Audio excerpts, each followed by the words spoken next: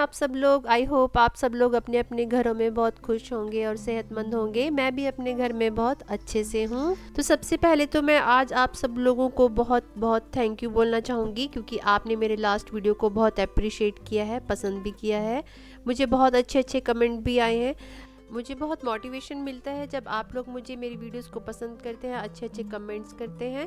मुझे हमेशा ही आपके सपोर्ट की इसी तरह से ज़रूरत बनी रहेगी और मैं हमेशा इसी तरह से ही आपकी सपोर्ट के साथ अच्छी अच्छी वीडियोस लेकर आपके पास आती रहूँगी। तो बस अभी मैं किचन में आई थी, मैंने कुछ ग्रोसरी भी ऑर्डर कर ली थी। देखिए कितनी आसानियाँ हो गई हैं अब हमारे लिए कि हम घर बैठे ही जो भी हमें सामान चाहिए रहता है हम मंगवा लेते हैं। मैंने यहाँ पर 2 जगह से सामान मंगवाया था, ब्लिंकिट से और जियो से। मैं पहले उनको टैली कर लेती हूँ कि कहाँ पर कोई चीज़ जो है वो रीज़नेबल रेट में मिल रही है। तो इस तरह से थोड़ा सा टाइम अगर आप इन्वेस्ट करते हैं किसी भी ऐप पर, 1-2 ऐप को टैली कर लें, तो आपके बहुत से पैसे जो हैं वो बच सकते हैं, क्योंकि कहीं ना कहीं कोई ना कोई डील जो है वो चलती रहती है किसी न किसी ऐप पर। तो आप भी टैली करके ही मंगवाया कीजिए। इनफैक्ट मैंने तो अब स्टोर में जाकर ग्रोसरी लेना बहुत कम कर दिया है, क्योंकि वहाँ पर जाकर हम बहुत बार ऐसी चीज़ें भी ले लेते हैं जिसकी हमें ज़रूरत ही नहीं होती और वो घर आकर हमें बिल्कुल वेस्ट लगती हैं। बस वहाँ तो हम पता नहीं क्यों उन्हें देखकर ऐसे ललचा जाते हैं और सामान उठा लेते हैं और एक्स्ट्रा पैसे बहुत खर्च हो जाते हैं इस तरह की चीज़ों के ऊपर। तो हम मुझे लगता है कि हाँ, ऑनलाइन शॉपिंग की जो फैसिलिटी है वो बहुत ही कन्वीनियंट है। इससे टाइम और मनी हमारे दोनों ही बच जाते हैं। तो देखिए बस मैं अपनी यहाँ अब ग्रोसरी को जो है वो रख रही थी। मैंने अलग अलग कंपार्टमेंट जो है, अलग अलग बास्केट लगाई हुई हैं अपनी ग्रोसरी के लिए। जैसे ये मेरे चाय पत्ती और बॉर्नविटा वगैरह के जो भी पैकेट हैं, मैं इनको एक अलग बास्केट में रखती हूँ। दालों के लिए मेरा एक अलग ही डिब्बा है स्टील का, वो मैं उसमें रखती हूँ अपने सभी दालें और अपने मसालों को। जब मुझे ज़रूरत होती है तो मैं वहाँ से निकाल कर पैकेट में से उनको अपनी मसालेदानी में या फिर जो भी मेरे कंटेनर हैं दालों के, मैं उनमें उनको फिर रिफ़िल कर देती हूँ। और अगर थोड़ा बहुत दाल या मसाले बच जाते हैं तो मैं फिर से उन्हें क्लिप लगाकर इसी कंटेनर में वापस से रख देती हूँ। इस तरह से मुझे बहुत ही आसानी हो जाती है, किचन में ज़्यादा मेस्ड अप नहीं होता। बस अब मैं यहाँ पर ये घी जो है उसको भी घी के डिब्बे में निकाल लेती हूँ। ये मेरा स्टील का जो डिब्बा है इसमें 1 लीटर घी आ जाता है, 1 किलो। लेकिन फिर बाद में जैसे यूज़ करना होता है तो मेरे पास एक छोटी डिब्बी है, जैसे ये स्टील की रखी हुई है तेल के पास, मैं यहीं से ही उठाकर फिर इसे यूज़ कर लेती हूँ। अब मैं लंच का टाइम था तो दाल बनाने की सोच रही थी। अच्छा, दाल खाते खाते सब्जियां खाते भी बोर हो जाते हैं। आज मैं आपको एक अलग तरह की ड्राई दाल की रेसिपी बताने जा रही हूँ। आपको पता होगा जो धुली दाल होती है हमारी वाइट वाली, मैंने उसे पहले भिगोकर रख दिया था और यहाँ पर मैंने सबसे पहले जीरा डाला है और थोड़ा सा लहसुन, और उसको थोड़ा सा ही मैंने सौटे किया और साथ में ही उसमें प्याज डाल दिए।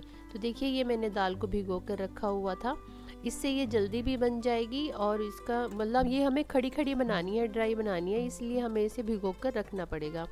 अब मैंने इसमें थोड़ा सा अदरक डाल दिया है, थोड़ा सा बस इसको भूनेंगे और साथ में ही इसमें जाएंगे टमाटर और हरी मिर्च। अब इसमें आपने बिल्कुल बेसिक से जो मसाले हमारे रहते हैं, धनिया पाउडर, लाल मिर्ची, हल्दी पाउडर, ये सब डाल देना है और थोड़ा सा इसको आपने भूनना है। बहुत ज़्यादा इसे भुनाई की ज़रूरत नहीं है, क्योंकि हम बाद में दाल डालकर भी इसे पकाएंगे तो उस टाइम भी हमारे मसाले जो हैं वो भुन जाएंगे। बस देखिए मैंने इसमें थोड़ा सा पानी डाल दिया है और मैं अब कुकर का ढक्कन ऊपर से ऐसे ही लगा दूंगी, ढक्कन को बंद नहीं करूंगी। तो बस मैंने इसे सिम पर ही रख दिया था ताकि थोड़ी देर जो है कच्चापन वो ख़त्म हो जाए। अभी मैं अपनी किचन में ही हूँ। अच्छा, कुछ कपड़े हाथ से धोने रहते हैं तो मुझे तो बाथरूम में बड़ा ही अनकन्वीनियंट लगता है कि वहाँ पर बैठा नहीं जाता मुझसे और कपड़े धोने में बड़ी मुश्किल होती है। मेरी किचन की सिंक जो है वो बहुत बड़ी है, मैं एक टब इसमें ही रख लेती हूँ। जब ये सब कुछ क्लीन होती है किचन की सिंक, तो मैं अपने जो हाथ से धोने वाले मेरा कोई एक सूट या मेरी बेटी की कोई ड्रेस होती है तो मैं यहाँ खड़े खड़े ही उसे धो लेती हूँ। इस तरह से मुझे बहुत आसान लगता है। आजकल नीचे बैठकर कपड़े धोना क्योंकि आदत भी नहीं है, तो बिल्कुल भी नहीं हो पाता। बस मैंने अपना एक सूट था और मेरी गुड़िया की एक ड्रेस थी, मैंने उन दोनों को भिगो कर रख दिया था थोड़ी देर के लिए। फिर मैं इसे थोड़ी देर बाद वॉश कर दूंगी। आज मैंने सारे ही ग्रॉसरी मंगवाई थी, तो देखिए मेरा आटा भी आ गया था, उसे भी मैं रिफ़िल कर रही थी। एक बार आप किचन में आ जाए ना तो आप उसमें से निकलना बड़ा मुश्किल है। आपको काम जो है वो दिखते ही रहते हैं कि मेरा ये काम भी पेंडिंग है, वो भी कर लूँ, वो भी कर लूँ। हम हाउस मेकर्स का तो बस एक यही लालच रहता है कि थोड़े से टाइम में जितने ज़्यादा काम हो जाएं वो ही अच्छा है। तो बस मैंने यहाँ पर एक आटा चक्की से अपनी लोकल वहाँ से आटा भी मंगवा लिया था और मैं इसे भी रिफ़िल कर दूँगी। अब आराम से मुझे पूरे महीने भर कोई टेंशन नहीं रहेगी।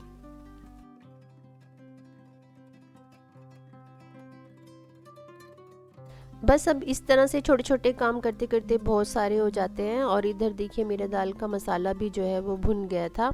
मैं देख रही थी कि बस अब मैं इसमें दाल को डाल देती हूँ। दाल का पानी मैंने निकाल दिया था और उसको फिर इसमें डाल दिया था।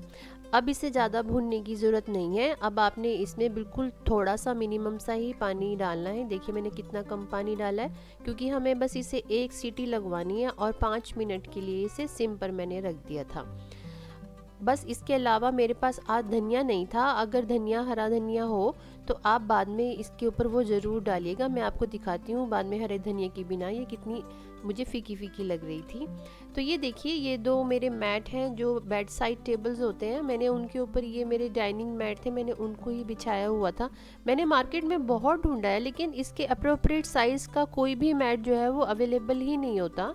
तो बस मुझे ये दो मैट मिले थे, मैंने इनको ही बिछा लिया। क्योंकि अगर आप साइड टेबल के ऊपर कोई पानी का गिलास, चाय का कप वगैरह रखते हैं तो बहुत निशान पड़ जाते हैं और स्क्रैचेस भी आ जाते हैं।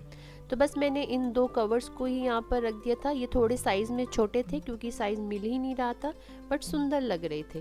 तो देखिए दाल भी मेरी हो गई थी, मैंने उसको भी बंद कर दिया था और इतनी देर उसकी स्टीम निकलने वाली थी तो मैंने सोचा ये हाथ से जो कपड़े धोने हैं मैं इनको भी वॉश कर देती हूँ। बस इनको ज़्यादा धोने की तो ज़रूरत नहीं थी क्योंकि मैंने इनको भिगो कर रखा हुआ था। तो बस अब मैंने इनको भी वॉश कर दिया था। अच्छा, मैं ना जो हाथ से धोने वाले कपड़े हैं, इनफैक्ट वॉशिंग मशीन में भी जो वैनिश आता है ना वो ज़रूर डालती हूँ। इससे जो नए कपड़े होते हैं, वाइट कपड़े होते हैं ना, उनकी चमक बनी रहती है।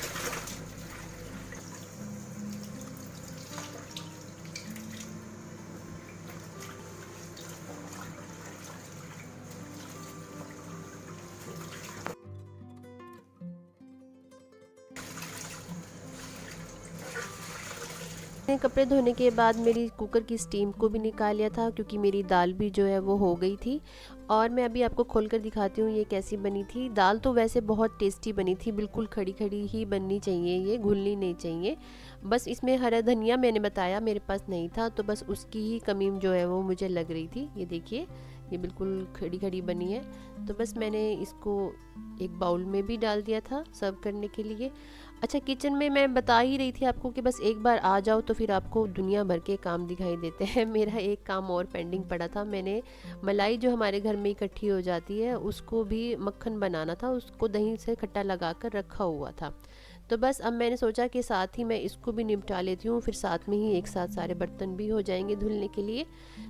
तो बस मैं अब उसी बर्तन में थोड़ा सा पानी घुमाकर मलाई के अंदर वो भी डाल रही थी। बहुत थोड़ा पानी ही डालना चाहिए क्योंकि मैंने बहुत बार एक्सपीरियंस किया है कि मेरा मक्खन नहीं बनता अगर मैं थोड़ा सा भी ज़्यादा इसके अंदर डाल देती हूँ पानी। तो बस मैं हैंड ब्लेंडर से अब इसको बना रही थी।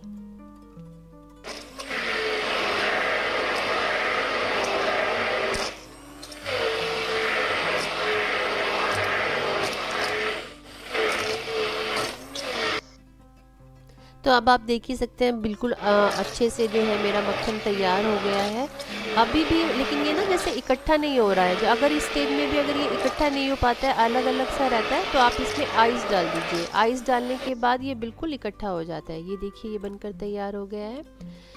तो बस आज यहीं तक था मेरा वीडियो। आई होप आपको पसंद आया होगा। अगर आपने अभी तक मेरे चैनल को सब्सक्राइब नहीं किया है तो प्लीज़ कर दीजिए और शेयर और लाइक भी ज़रूर कीजिएगा। मैं फिर मिलती हूँ आपसे एक नई वीडियो के साथ। आप तब तक अपना बहुत ख्याल रखिए, खुश रहिए, सेहतमंद रहिए। फिर मिलती हूँ आपसे। Take care and bye bye.